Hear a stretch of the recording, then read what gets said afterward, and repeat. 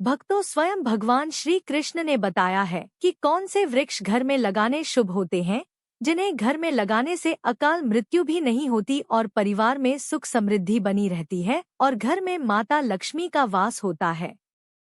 भक्तों, आपको बता दें कि जो अमीर लोग होते हैं इन्हीं पौधों को अपने घर में लगाते हैं, तो आप भी इन पौधों को अपने घर में जरूर लगाएं। भक्तों, एक समय की बात है। एक बार देवी रुक्मणी भगवान श्री कृष्ण से कहती हैं, हे प्रभु, कृपया आप मुझे यह बताइए कि मनुष्य को किन किन वृक्षों का रोपण करना चाहिए। कौन से वृक्ष भवन के सामने लगाने चाहिए, जिससे दरिद्रता दूर हो और शत्रु रोग, भय, भूत, पिशाच आदि संकटों से बचने के लिए कौन से वृक्ष भवन की सामने लगाने चाहिए। भगवान श्री कृष्ण मुस्कुराते हुए कहते हैं, हे देवी रुक्मणी, तुमने आज समस्त मानव जाति के कल्याण के उद्देश्य से अत्यंत महत्वपूर्ण प्रश्न किया। इस संसार में वृक्षों का बहुत बड़ा योगदान है। वृक्ष सदा ही पूजनीय है, किंतु आज तुमने उचित ही प्रश्न किया है कि सामने कुछ खास वृक्षों को लगाना बहुत ही शुभ फल प्रदान करता है। वृक्ष तथा पौधे घर की सुंदरता को बढ़ाते हैं, साथ ही यह वातावरण को शुद्ध रखते हैं। वृक्षों से सकारात्मक ऊर्जा का संचार होता है, जो मनुष्य के जीवन के लिए अत्यंत आवश्यक है। वृक्ष नकारात्मकता को कम करके वातावरण को अधिक सकारात्मक बनाने का कार्य करते हैं। घर के सामने पेड़ पौधे लगाने से घर में सुख समृद्धि आती है। साथ ही यह पेड़ पौधे कई प्रकार के वास्तु दोषों को नष्ट तक करते हैं। घर के आंगन में खड़े वृक्ष देवताओं के समान घर की रक्षा करते हैं।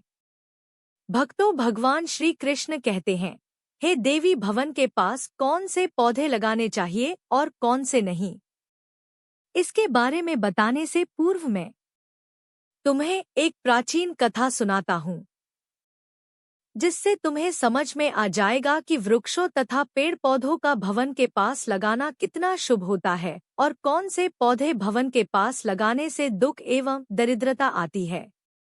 हे देवी रुक्मणी, तुम इस कथा को ध्यान से सुनना और जो भी मनुष्य इस कथा का स्मरण करता है उसके सैकड़ों पाप नष्ट हो जाते हैं और उसकी दरिद्रता का नाश होता है।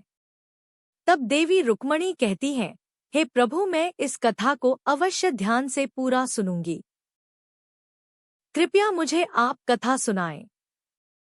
तब भगवान श्री कृष्ण कहते हैं, हे देवी, पूर्वकाल की बात है। मध्य देश में एक अत्यंत शोभायमान नगरी थी। उस नगरी में गोपाल नाम का वैश्य अपनी पत्नी सुमित्रा के साथ निवास करता था। गोपाल भगवान विष्णु का भक्त था और वह नित्य भगवान विष्णु की पूजा करता था। गोपाल की पत्नी सुमित्रा भी गृह कार्य में दक्ष थी।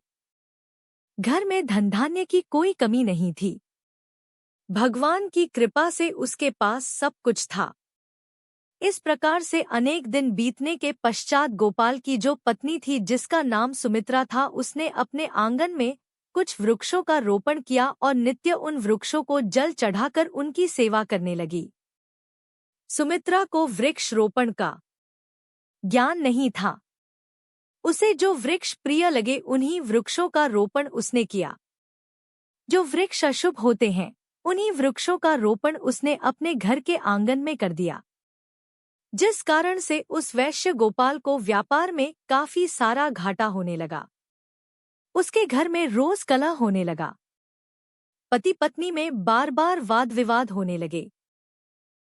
उन दोनों के जीवन में अनेक कठिनाइयां आने लगी और धीरे धीरे गोपाल का सारा व्यापार डूब गया और उसका सारा धन भी नष्ट हो गया।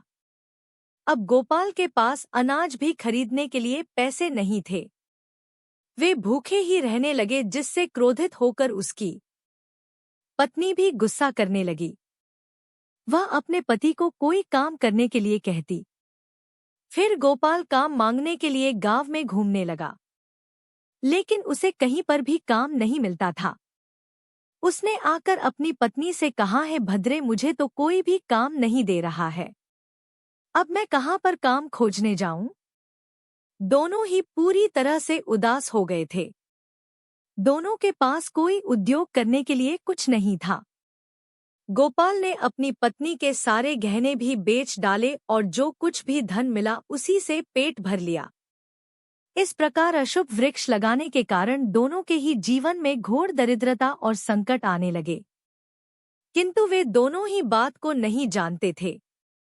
भगवान विष्णु और देवी लक्ष्मी बैकुंठ लोक से अपने भक्तों की इस दुर्दशा को देख रहे थे। तब देवी लक्ष्मी ने भगवान विष्णु से कहा, है प्रभु, क्या आप अपने भक्तों की सहायता नहीं करेंगे? गोपाल आपका बड़ा भक्त है। वह नित्य आपकी पूजा आराधना करता है। तब भगवान विष्णु कहते हैं, हे देवी, मैं अवश्य ही गोपाल की सहायता करूंगा, किंतु उससे पहले मुझे उसकी परीक्षा लेनी होगी। इसीलिए मैं स्वयं उसके घर पर जाकर उसकी परीक्षा लेता हूँ। भगवान विष्णु एक साधु का वेश धारण करते हैं और पृथ्वी लोक पर प्रकट होते हैं। साधु रूपी भगवान विष्णु गोपाल के द्वार पर जाते हैं और याचना करने लगते हैं। तब द्वार पर आए हुए साधु को देखकर गोपाल उन्हें प्रणाम करता है और कहता है, हे साधु महाराज, पधारिए। इस गरीब के घर में आपका स्वागत है। मैं आपकी किस प्रकार से सहायता कर सकता हूँ? साधु रूपी भगवान विष्णु कहने लगते हैं, हे महोदय, मैं तीर्थ यात्रा पर निकला हूँ। विश्राम करने के लिए कोई जगह खोज रहा हूँ। यदि आपको कोई कष्ट ना हो तो मुझे अपने घर में स्थान दे दो। मैं अनेक दिनों से भूखा हूँ। कुछ भोजन भी प्राप्त हो जाए तो बड़ी कृपा होगी। साधु महाराज के ऐसे वचन सुनकर गोपाल कहने लगा, हे साधु महात्मा, आप अवश्य ही कोई पुण्य आत्मा दिखाई पड़ते हैं। आपके मुखमंडल पर बहुत तेज है। आपकी सेवा करने का मुझे सौभाग्य मिल रहा है। आपकी सेवा करके मुझे बड़ा आनंद मिलेगा। कृपया आप घर के भीतर चलिए। फिर वह साधु महाराज और गोपाल के घर के भीतर जाते हैं और विश्राम करने लगते हैं। गोपाल उन साधु महाराज की बड़ी सेवा करता है, किंतु उसके पास अन्न का एक दाना नहीं होता है। तो वह अपनी पत्नी से कहता है, हे प्रिय, घर पर जो साधु महात्मा आए हैं वे बड़े पुण्यवान दिखाई पड़ रहे हैं।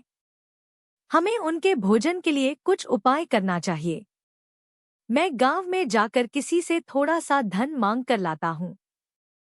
इतना कहकर वह गोपाल गांव में एक सेठ के घर पर जाता है और उस सेठ से थोड़ा सा धन देने की विनती करता है, किंतु वह सेठ उस गोपाल वैश्य को धन देने से इनकार करता है और कहता है, तुम्हारे पास तो फूटी कौड़ी नहीं है, तुम मेरा धन कैसे वापस करोगे? तब गोपाल कहता है, हे सेठ, कृपा करके आप मुझे थोड़ा सा धन दे दीजिए, मैं जल्दी ही आपको लौटा दूंगा। यदि मैं धन नहीं लौटा पाया तो आप मेरा घर ले लीजिएगा। गोपाल की बात सुनकर सेठ को उस पर थोड़ी दया आती है और वह उसे धन देते हुए कहता है, हे वैश्य, यदि तुमने धन नहीं लौटाया तो तुम स्वयं ही मुझे अपना घर सौंप देना। तब वह वैश्य गोपाल कहता है, हे सेठ, मैं वचन देता हूँ कि यदि मैंने धन नहीं लौटाया तो मैं आपको मेरा घर सौंप दूंगा। गोपाल उस सेठ से धन लेकर बाजार से दूध, चावल, सब्जी, आटा, शक्कर आदि खरीद लेता है और लौटकर अपने घर आ जाता है। फिर वह अपनी पत्नी से कहता है, हे प्रिय, तुम उन साधु महात्मा के लिए भोजन बनाओ। फिर गोपाल की पत्नी सुमित्रा भोजन बनाती है और उन साधु महात्मा को भोजन परोस देती है। इस प्रकार गोपाल की भक्ति और निष्ठा को देखकर वे साधु महाराज बहुत प्रसन्न हो जाते हैं। भोजन हो जाने के पश्चात वे जाते जाते गोपाल से कहते हैं, हे वैश्य, मैं तुम्हारी भक्ति और आदर सम्मान से अत्यंत प्रसन्न हूँ। तुम्हारी जो भी कामना है मुझे बताओ, मैं अवश्य पूरी करूँगा। तब गोपाल कहता है, हे महात्मा, आपका आशीर्वाद ही हमारे लिए सब कुछ है, किंतु मैं आपसे यह जानना चाहता हूँ कि किस पाप के कारण मुझे दरिद्रता का दुख भोगना पड़ रहा है।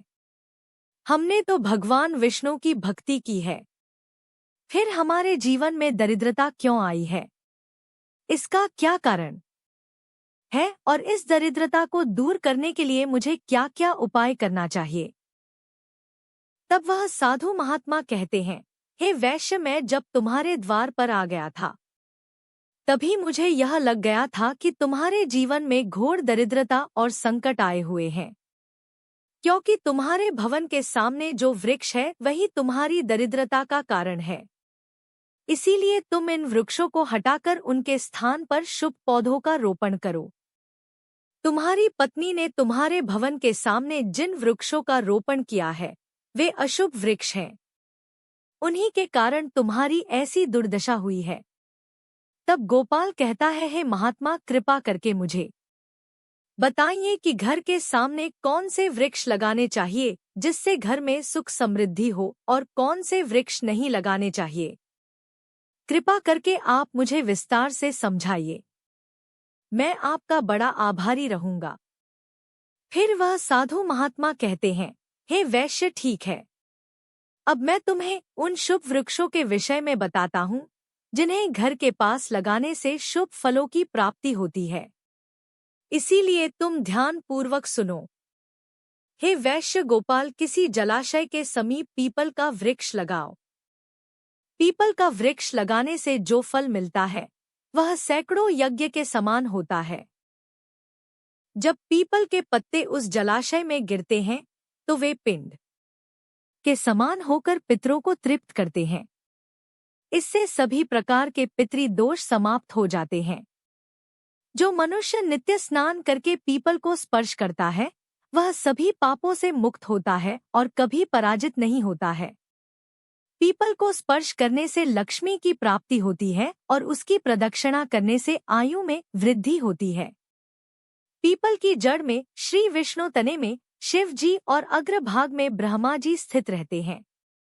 अमावस्या के दिन पीपल को प्रणाम करने से जो फल मिलता है वह 1000 गाय के दान के बराबर होता है। इस संसार में पीपल के समान कोई वृक्ष नहीं है। साक्षात श्री हरि इस वृक्ष के रूप में पृथ्वी पर विराजमान है। पीपल के वृक्ष को चोट पहुंचाना अथवा उसकी टहनी तोड़ना महापाप माना गया है।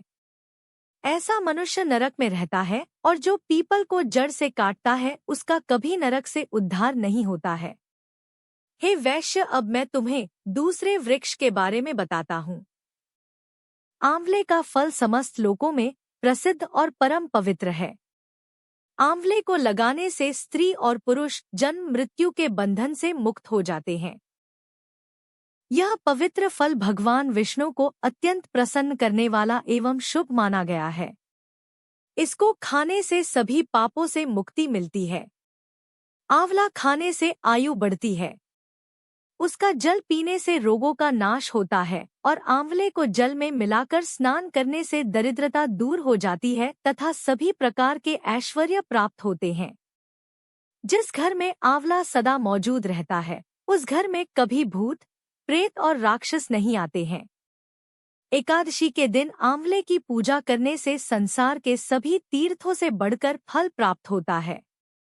जिस व्यक्ति के घर के सामने आंवले का वृक्ष होता है वहां साक्षात लक्ष्मी नारायण निवास करते हैं। तीसरा है अशोक का वृक्ष। अशोक के वृक्ष में अप्सराओं का निवास होता है। यह वृक्ष शोक का नाश करने वाला तथा निराशा को समाप्त करने वाला होता है। इस वृक्ष को घर के पास लगाने से घर में सुख शांति बनी रहती है। अशोक का वृक्ष शीतलता और यौवन प्रदान करने वाला होता है। देवी लक्ष्मी ने जब सीता के रूप में अवतार लिया था तब रावण द्वारा अपहरण के बाद उनका वास अशोक वाटिका में था। अशोक के वृक्ष ने मां सीता की बहुत सेवा की थी। इसलिए मां सीता ने अशोक वृक्ष को यह वरदान दिया था कि जिस भी स्थान पर यह वृक्ष होगा वहां उनका सदैव ही निवास होगा। चौथा है पाकड़ का वृक्ष। प्रत्येक मनुष्य को पाकड़ का वृक्ष अवश्य लगाना चाहिए। यह वृक्ष लगाने से जो फल मिलता है वह महायज्ञ के समान होता है। कलयुग में मनुष्य यज्ञ नहीं कर पाएंगे। इसीलिए उन्हें एक पाकड़ का वृक्ष अवश्य लगाना चाहिए। 5वां है नीम का वृक्ष। नीम का वृक्ष लगाने से सूर्य देव प्रसन्न होते हैं। नीम का वृक्ष आयु प्रदान करने वाला माना गया है। इसे घर के पास लगाने से नाना प्रकार के रोगों से छुटकारा मिलता है और मां लक्ष्मी को नीम के पत्ते अति प्रिय होते हैं। इसीलिए वे नीम के वृक्ष के पास निवास करती हैं। घर के सामने नीम के वृक्ष का रोपण करने से धन संपत्ति की प्राप्ति होती है। 6वां है जामुन का वृक्ष। यदि कोई मनुष्य कन्या प्राप्ति की कामना करता है तो उसे जामुन का वृक्ष अवश्य लगाना चाहिए।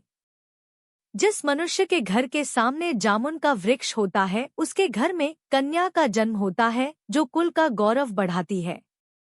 7वां है बेल का वृक्ष। बेल के वृक्ष में भगवान शिव और गुलाब में देवी पार्वती का निवास है। इसीलिए अगर बेल के वृक्ष के पास गुलाब का पौधा लगाया जाए तो शिव पार्वती का आशीर्वाद प्राप्त होता है। उस घर में कभी दुख और दरिद्रता नहीं आती है। उस घर में कभी अकाल मृत्यु नहीं होती है और कोई स्त्री विधवा नहीं बनती है। 8वां है नारियल का पेड़। नारियल का पेड़ लगाने से पुरुष अनेक गुणवान संतान का पिता बनता है। नारियल किसी भी धार्मिक अनुष्ठान का आवश्यक अंग होता है। यह अत्यंत शुभ माना जाता है। कुंद और मोगरे के पेड़ में गंधर्व निवास करते हैं। इसीलिए इस पौधे का रोपण अपने घर के पास करने से कार्यों में सिद्ध और शुभ फलों की प्राप्ति होती है। खासकर कला के क्षेत्र में काम करने वाले लोगों को यह पौधा अवश्य लगाना चाहिए। यदि किसी मनुष्य को चोर और लुटेरों का भय सता रहा है तो उसे अपने घर के पास कीकर का वृक्ष जरूर लगाना चाहिए। यह वृक्ष चोर लुटेरों को भयभीत करता है और घर की रक्षा करता है। हल्के वृक्ष पुण्य और लक्ष्मी प्रदान करते हैं। इन वृक्षों का रोपण करने से दुख और दरिद्रता समाप्त हो जाती है। घर की उत्तर दिशा में 5 कनक चंपा का पौधा लगाया जाए तो धन में वृद्धि होती है। केले का पेड़ भी बहुत शुभ होता है और यह घर में सुख, समृद्धि और खुशहाली लाता है। केले के पेड़ में भगवान विष्णु का वास होता है। इसलिए घर में केले का पेड़ होने से घर में धन की कमी नहीं होती है। हर श्रृंगार के पौधे को पारिजात भी कहा जाता है। इस पौधे की उत्पत्ति समुद्र मंथन के समय हुई थी और देवी लक्ष्मी भी समुद्र मंथन से ही प्रकट हुई थी। इसीलिए पारिजात के पौधे का बहुत अधिक महत्व है।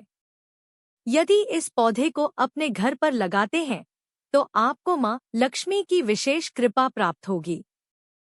घर के आंगन में नारियल का पेड़ होने से उस घर में हमेशा शुभता बनी रहती है और उस घर के सदस्यों का समाज में बहुत मान सम्मान होता है। सुंदर पत्नी की कामना करने वाले मनुष्य को अनार का वृक्ष लगाना चाहिए। जो मनुष्य सुंदर, सुशील और सौभाग्यशाली पत्नी की कामना करता है उसे अपने घर के आंगन में या पास में अनार का वृक्ष अवश्य लगाना चाहिए। अनार का वृक्ष न केवल स्वास्थ्यवर्धक फल प्रदान करता है बल्कि इसे शुभता और सौंदर्य का प्रतीक माना गया है। अनार का वृक्ष अपने लाल फूलों और फलों के कारण सकारात्मक ऊर्जा का संचार करता है। इस वृक्ष को देवी लक्ष्मी का प्रतीक भी माना गया है और इसकी उपस्थिति घर में धन, समृद्धि और पारिवारिक सौहार्द को बढ़ाती है। अनार के फल का सेवन करने से शरीर स्वस्थ और कांतिमय होता है। पलाश का पेड़ ब्रह्मा तेज प्रदान करता है। इसीलिए इसका रोपण अवश्य करना चाहिए। पलाश को धर्म का वृक्ष कहा जाता है। इसे भगवान ब्रह्मा और अग्नि का प्रतीक माना गया है। इसके लाल फूल ऊर्जा, शक्ति और उत्साह के प्रतीक हैं। पलाश का वृक्ष व्यक्ति को आध्यात्मिक उन्नति प्रदान करता है। यह साधना और तपस्या में सहायता करता है और व्यक्ति के भीतर ब्रह्मा ऊर्जा का प्रवाह बढ़ाता है। पलाश की लकड़ी और पत्ते यज्ञ और पूजा में उपयोग किए जाते हैं। इनसे निर्मित संविधा अग्नि को प्रज्वलित करती है और वातावरण को पवित्र बनाती है। वंश वृद्धि और संतान प्राप्ति की कामना करने वाले मनुष्य को अशोक का वृक्ष अवश्य लगाना चाहिए। अगर मनुष्य किसी बीमारी से पीड़ित है तो उसे सहजन का वृक्ष लगाना चाहिए। सहजन का वृक्ष लगाने से बड़े बड़े रोग नष्ट हो जाते हैं। यह वृक्ष आरोग्य प्रदान करने वाला होता है। अब हम आपको बताते हैं कि कौन से वृक्ष घर के सामने नहीं लगाना चाहिए। पहला है मरुस्थलीय पौधे। मरुस्थलीय पौधों के कांटे उनके आसपास नकारात्मक ऊर्जा का संचार करते हैं। यह पौधे घर में मानसिक तनाव, झगड़े और अशांति का कारण बन सकते हैं। घर के भीतर कांटेदार पौधों का रोपण वास्तु दोष उत्पन्न करता है। इससे घर के सदस्यों को आर्थिक तंगी, स्वास्थ्य समस्याएं और पारिवारिक कलह का सामना करना पड़ सकता है। मनुष्य को कभी भी ताड़ का वृक्ष नहीं लगाना चाहिए। ताड़ का वृक्ष संतान का नाश करने वाला होता है। जिस घर के पास ताड़ का वृक्ष होता है, उस घर की संतानों की कभी उन्नति नहीं होती है। मनुष्य को कभी भी अपने घर के पास भेड़ा का वृक्ष नहीं लगाना चाहिए। इस वृक्ष पर भूत का वास होता है। जो मनुष्य भेड़ा का वृक्ष लगाता है, वह भूत बन जाता है। इसके नीचे बैठकर कभी पूजा पाठ भी नहीं करना चाहिए। घर में कभी भी ऐसे पौधे नहीं लगाने चाहिए जिनको काटने या तोड़ने पर दूध निकलता हो। घर के सामने कभी भी बबूल का पेड़ नहीं लगाना चाहिए। इसे लगाने से विपत्ति आती है। घर के सामने बेर का वृक्ष भी नहीं लगाना चाहिए। इसे लगाने से नकारात्मकता बढ़ती है, धन का नाश होता है और संकट आते हैं। घर के अत्यंत समीप आम का वृक्ष भी नहीं लगाना चाहिए। इस वृक्ष की छाया घर पर पड़ना अशुभ फल प्रदान करता है। अतः इस वृक्ष को घर से दूर लगाना चाहिए। किसी भी मनुष्य को अपने घर के सामने पपीते का वृक्ष नहीं लगाना चाहिए। इस वृक्ष को लगाने से धन का नाश होता है और दरिद्रता आती है। अगर पीपल का वृक्ष भवन की पूर्व दिशा में हो तो घर में निर्धनता प्राप्त हो सकती है। वट वृक्ष घर की पश्चिम दिशा में हो तो घर में शोक का वातावरण रहता है। दक्षिण दिशा में तुलसी का पौधा हो तो संतान को पीड़ा सहन करनी पड़ती है। किसी भी मृत वृक्ष की छाया घर पर पड़ती है तो यह मृत्यु सूचक होती है। मृत वृक्ष को तुरंत उखाड़ देना चाहिए। मरुस्थलीय पौधे कठोर और सूखे वातावरण में पनपते हैं। इन पौधों में कांटे और मोटे तने होते हैं जो नमी और जल को संचित करने के लिए अनुकूल होते हैं। लेकिन इनकी प्रकृति घर के भीतर या आंगन में शुभ नहीं मानी जाती। साधु महाराज उस गोपाल वैश्य से कहते हैं, हे वैश्य गोपाल, मैंने तुम्हें इन सभी शुभ और अशुभ वृक्षों के विषय में बता दिया है। इसीलिए तुम इन वृक्षों का रोपण करो और भगवान की कृपा प्राप्त करो। गोपाल कहता है, हे महात्मा, आपने आज मुझे उत्तम ज्ञान दिया है। मैं आपका धन्यवाद करता हूँ। फिर साधु रूपी भगवान विष्णु गोपाल को आशीर्वाद देकर उस स्थान से अंतर्ध्यान हो जाते हैं। साधु महात्मा को अचानक अदृश्य हुआ देखकर गोपाल और उनकी पत्नी को आश्चर्य होता है। फिर उन्हें समझ में आ जाता है कि साक्षात भगवान विष्णु ही उनके घर पर आए थे। फिर गोपाल उन साधु महात्मा के कहे अनुसार अपने घर के सामने अनेक शुभ वृक्षों का रोपण करता है, जिससे अचानक ही उसे बहुत सारा धन प्राप्त होता है और उसकी दरिद्रता दूर हो जाती है। गोपाल और उसकी पत्नी भगवान विष्णु का धन्यवाद करने लगते हैं। भगवान श्री कृष्ण कहते हैं, हे देवी रुक्मणी, इस प्रकार से मैंने तुम्हें शुभ और अशुभ दोनों प्रकार के वृक्षों के बारे में बताया है। अब तुम भी जाकर अपने भवन के पास इन वृक्षों का रोपण करो। भक्तों, इस प्रकार से भगवान श्री कृष्ण ने भवन के पास लगाए जाने वाले शुभ और अशुभ वृक्षों के बारे में बताया है। तो भक्तों, उम्मीद है आपको यह जानकारी अवश्य पसंद आई होगी। जानकारी अच्छी लगी तो वीडियो को लाइक जरूर करें, कमेंट में जय श्री कृष्ण जरूर लिखें। धन्यवाद।